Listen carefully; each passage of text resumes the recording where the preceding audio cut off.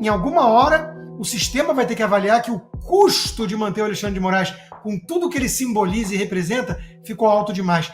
Porque, de novo, está vindo à tona o que eles fizeram com provas documentadas.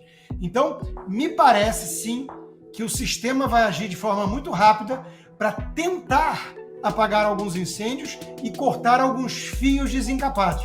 Olha, eu vou pedir para o Franco colocar o print do tweet antigo do Elon Musk, né? É um tweet de agosto, né? 28 de agosto do ano passado, e ele dizendo: um dia, aí marcou, arroba ali do Alexandre, essa foto sua na prisão será real. Marque minhas palavras. Fala pessoal, sejam bem-vindos. Começando mais um vídeo recheado de informações importantíssimas. Mas antes, inscreva-se agora mesmo no canal, deixe o seu like e compartilhe esse vídeo com o máximo de pessoas. Assim você vai estar me ajudando demais. Giro na tela e notícias a seguir.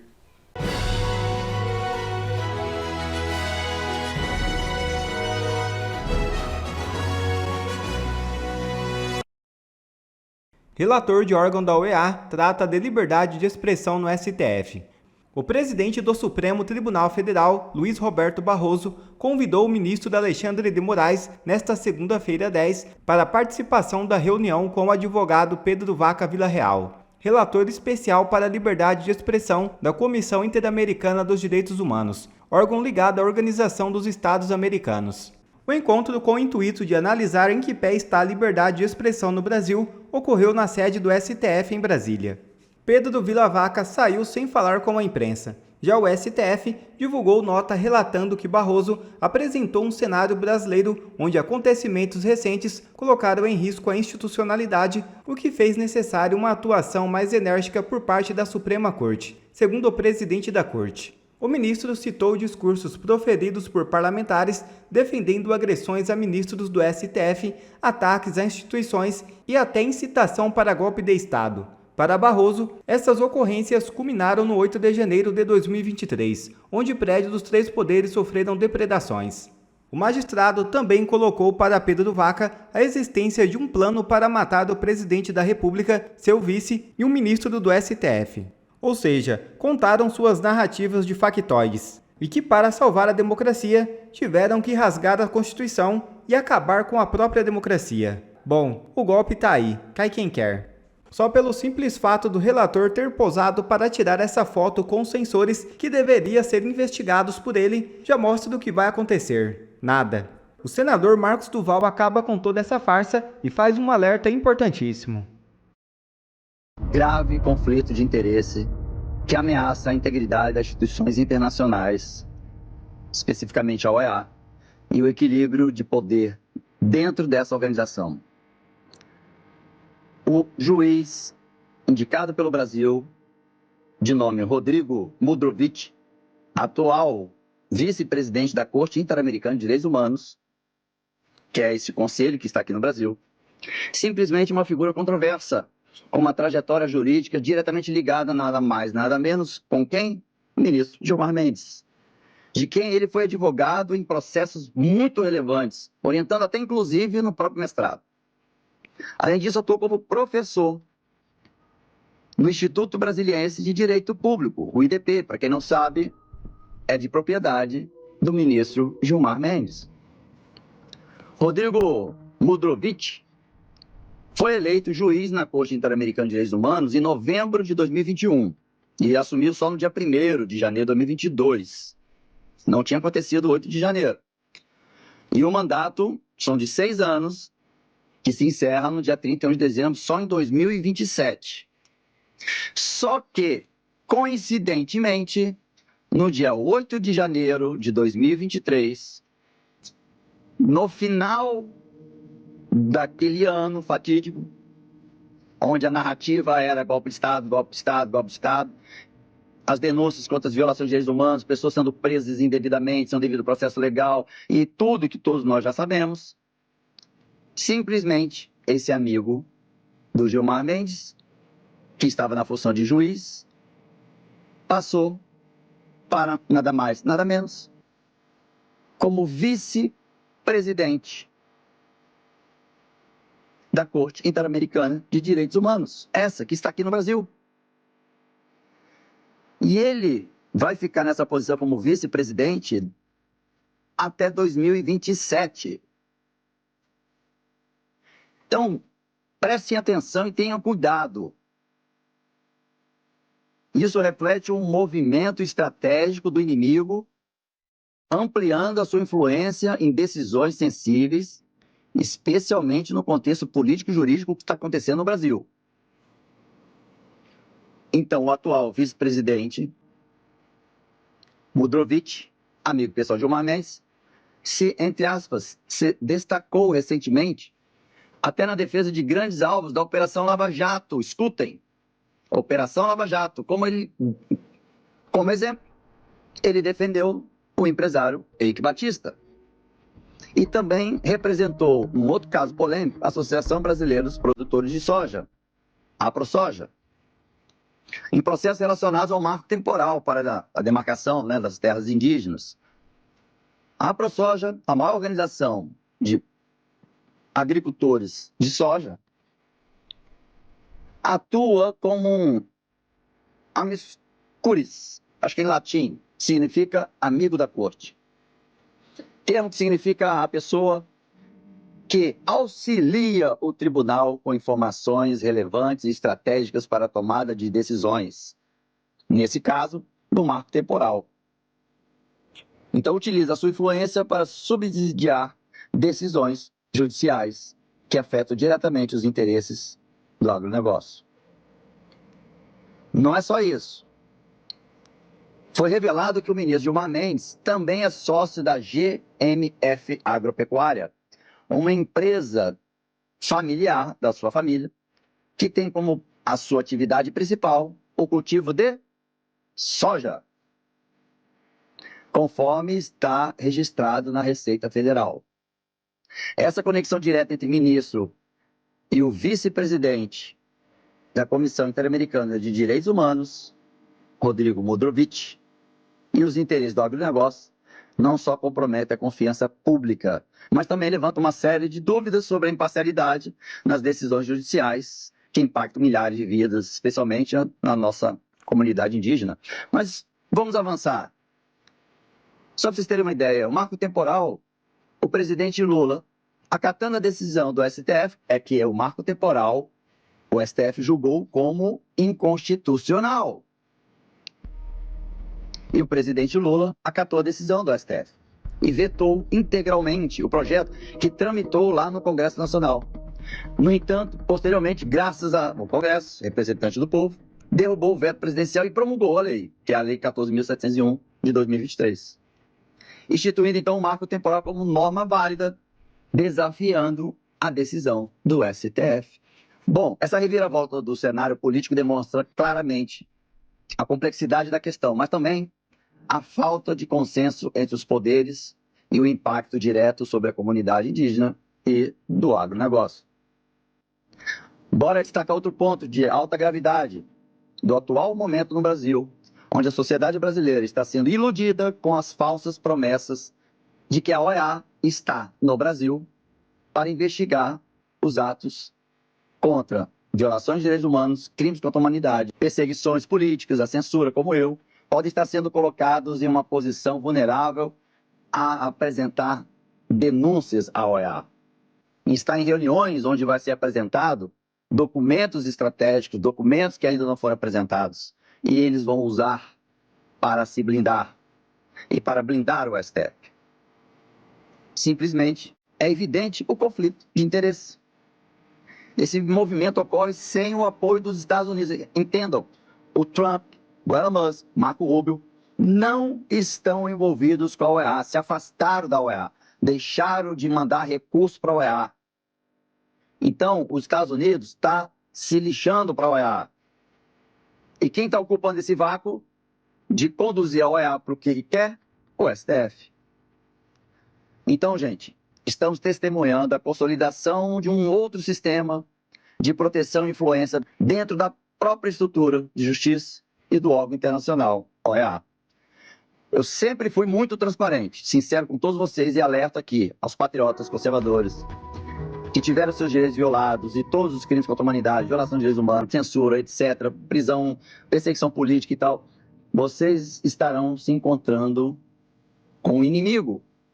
Tomem cuidado, porque vocês podem apresentar, como eu disse, documentos, assuntos estratégicos, exatamente para uma instituição que hoje está sob a administração política do STF, não mais pelo governo americano. Portanto, não os vejo como aliados, muito pelo contrário. Infelizmente, é uma notícia ruim, mas num momento como esse, temos que ser cautelosos, estratégicos, para não cair na garra dos inimigos. Essa movimentação do ministro Alexandre de Moraes de reverter algumas contas, porque eu fui censurado ontem, enquanto contas estavam sendo devolvidas, eu tive um vídeo censurado da denúncia das eleições. Então, não caiam na armadilha. É um movimento estratégico de contra-ataque do inimigo para seduzir vocês, para vocês entregarem documentos, todos que vocês têm, e ficarem a informação com a OEA e com o STF. Simplesmente isso. Vocês estão em direção à garra do inimigo.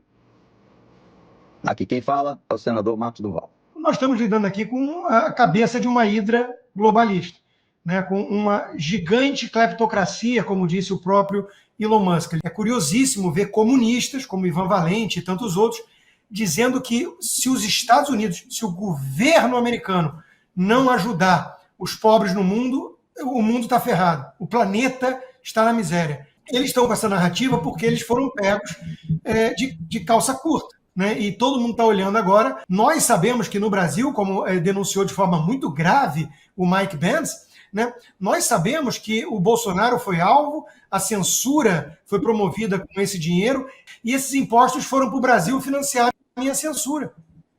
ONGs ligadas a imitador de foca e companhia estavam usando dinheiro irrigado com o meu imposto para me censurar.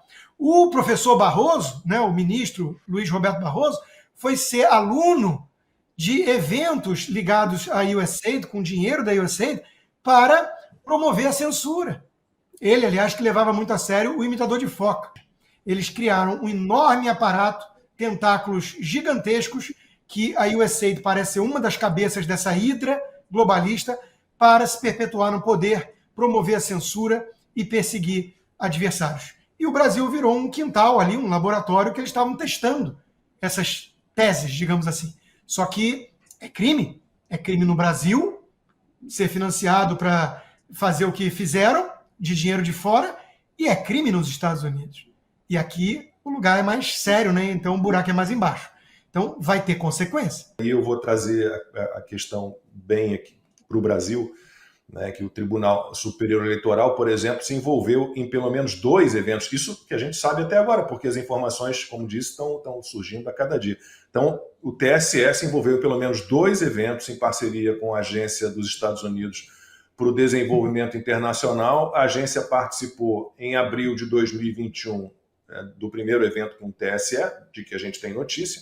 O encontro era para discutir o combate à desinformação, que ninguém sabe o que é, e as ameaças digitais nas eleições. Em dezembro do mesmo ano, um encontro virtual chamado Eleições e a Transformação Digital reuniu o então presidente do TSE, o ministro Luiz Roberto Barroso, e representantes internacionais. O foco foi, de novo, a discussão de supostas estratégias para lidar com ameaças digitais que poderiam comprometer a integridade dos processos eleitorais. Então, Ana, quando o Mike Pence fala que se não fosse a USAID, o Bolsonaro seria ainda o presidente da República, porque está muito escancarada aí a participação da USAID em tudo isso, na interdição do debate, na perseguição a opositores do sistema, na censura,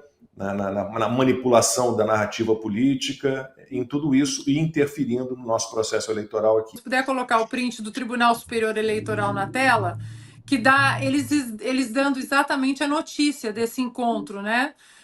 E diz que durante um encontro internacional sobre o tema Eleições e a Transformação Digital, o ministro Barroso, tem até uma fala do Barroso ali embaixo, ele dizendo que fenômenos como a intolerância, o racismo e o totalitarismo, por exemplo, estão sempre no meio das principais ações de desinformação na internet, ou seja, usando causas até significativas, né, de racismo e totalitarismo. Só que o problema é se tudo é racismo, se tudo é totalitarismo, nada é. Eu entrei em contato com alguns assessores do próprio Senado americano e eu ouvi de um deles que o nome do Brasil está sendo mencionado algumas vezes, até mais do que eles esperavam, e conversei com algumas pessoas. Eu cheguei para o Brasil no NED, que é the National Endowment for Democracy. Há uma ligação importante dessa ONG aqui com o Brasil que a gente precisa ainda esmiuçar e desembaraçar esses fios. E tem uma outra também, que é o Atlantic Council, que visa a mesma historinha de proteção da democracia. E essas duas, elas começaram a ser linkadas com algumas pessoas. Eu não vou falar nome aqui, mas algumas pessoas e alguns veículos de comunicação no Brasil, que aí você precisa puxar o fio para chegar lá na USA. O que eu ouvi de uma outra pessoa muito influente no Partido Republicano ontem foi o seguinte: este caso da USA pode ser se não for o maior, né, mas com certeza um dos maiores casos de corrupção e desvio de verbas públicas da história dos Estados Unidos da América. O Brasil, infelizmente, está metido, né, no meio. Esse nó é gigantesco e ele não vai ser desfeito do dia para a noite. Mas tem muita coisa no Brasil que eu acho que vai começar a aparecer. Não só USA, Departamento de Justiça, Endowment for Democracy, até o Departamento de Defesa usaram muito dinheiro do pagador de impostos americano para influenciar na nossa política. E é onde o Mike Pence falou. Se a USA não tivesse interferido nas eleições, muito provavelmente Bolsonaro teria sido eleito. Pode ter certeza que com a parceria que nós temos agora com a administração americana para fornecer os documentos necessários, nós vamos escancarar um dos maiores esquemas de manipulação do debate político que o Brasil já viu na história. Isso, com certeza, vai afetar muitas eleições de 2026. Eu acho muito difícil que, com um escândalo desse vindo à tona, essas investigações acontecendo, em 2026, eles sequer se atrevam a usar dos mesmos subterfúgios, das mesmas ferramentas para manipular o debate político, para censurar, para perseguir, como foi feito em 2022, no qual o resultado levou à vitória, né, do Lula. Em alguma hora, o sistema vai ter que avaliar que o custo de manter o Alexandre de Moraes, com tudo que ele simboliza e representa, ficou alto demais. Porque, de novo, está vindo à tona o que eles fizeram com provas documentadas. Então, me parece, sim, que o sistema vai agir de forma muito rápida para tentar apagar alguns incêndios e cortar alguns fios desencapados. Olha, eu vou pedir para o Franco colocar o print do tweet antigo do Elon Musk, né? É um tweet de agosto, né? 28 de agosto do ano passado, e ele dizendo: um dia, aí marcou, @ Lido Alexandre, essa foto sua na prisão será real. Marque minhas palavras. Aqui o Elon Musk ainda não estava completamente dentro da campanha do Donald Trump, e agora o Elon Musk ele faz parte do governo Donald Trump. E aí isso tudo, esse imbróglio todo que nós estamos vendo, o Gaia estava comentando, né, sobre a CPI, sobre as assinaturas, e tem muita gente ali no Centrão que ou não está entendendo e alguns fingindo, né, que não estou entendendo ainda. Mas a questão agora é que quem apoiar ou não apoiar, quem quiser sabotar a investigação da Câmara no Brasil em relação a recursos públicos americanos desviados para ações inconstitucionais no Brasil, agora independe de quem vai apoiar ou não, porque esse assunto é o assunto principal dos Estados Unidos da América, então as coisas elas virão à tona. o Centrão apoiando ou não uma investigação correta no Brasil, tudo virá à tona. As duas conversas que eu tive ontem também, Lacombe, são pessoas que não trabalham no mesmo lugar, né? Um é um assessor do Congresso, o outro é um articulista do Partido Republicano. E vejam vocês, as duas pessoas que não se comunicam também tocaram no assunto daqueles navios iranianos atracados no porto do Rio de Janeiro em fevereiro de 2023. A gente vem falando muito deles, o senador Ted Cruz especificamente não engoliu essa história, fez um comunicado oficial na época, tocou no assunto algumas vezes ao longo de 2023 e 2024 em comissões especiais do Senado americano, mas tem uma coisa que as pessoas precisam entender, que não é em relação à provocação ou sanções ao governo do Lula. No primeiro mandato do Donald Trump, havia um inimigo muito, muito bem estabelecido daquela administração, e não era a China, era o Irã. Donald Trump colocou o Irã como o inimigo número 1 dos Estados Unidos, congelou recursos que deveriam ter ido para o Irã, que tinha menor substância, era um recurso de 6 milhões de dólares. Assim que Joe Biden voltou para a Casa Branca, ele liberou esses recursos. E aí, né, do dia para a noite, o Hamas começou a atacar, o Hezbollah. Por quê? Porque são grupos financiados exatamente pelo dinheiro iraniano. E Donald Trump declarou guerra ao Irã no primeiro mandato. Então, agora, ele vai procurar, ele vai fuçar em todas essas peças que ligam ao Irã. Sejam elas no Brasil, sejam elas no Catar, sejam elas em qualquer lugar do mundo. Então, ele vai fuçar nisso, vocês tenham certeza absoluta. E aí, sobre as nossas investigações no Brasil, eu repito, é melhor todos aqueles que estão pensando se vão entrar, apoiar a investigação liderada brilhantemente pelo deputado Gaier. Para aqueles que estão pensando ainda, eu acho melhor vocês entrarem agora, porque depois tudo vai ser exposto de uma maneira visceral pela administração do Donald Trump. E aí eu acho que vai ficar feio para quem não estiver dentro desde o começo querendo investigar. Não é condenar, não. É investigar o que aconteceu no Brasil com a interferência dessas ONGs, através da interferência dessas ONGs ligadas à USA. Quer ver mais conteúdos como esse? Então inscreva-se agora mesmo no canal e ative o sininho das notificações. Assim você não perde mais nenhum conteúdo que é postado aqui no canal. E também já deixe o seu like para o YouTube ajudar a divulgar o nosso trabalho. Fico por aqui e que Deus abençoe a todos. Brasil acima de tudo e Deus acima de todos.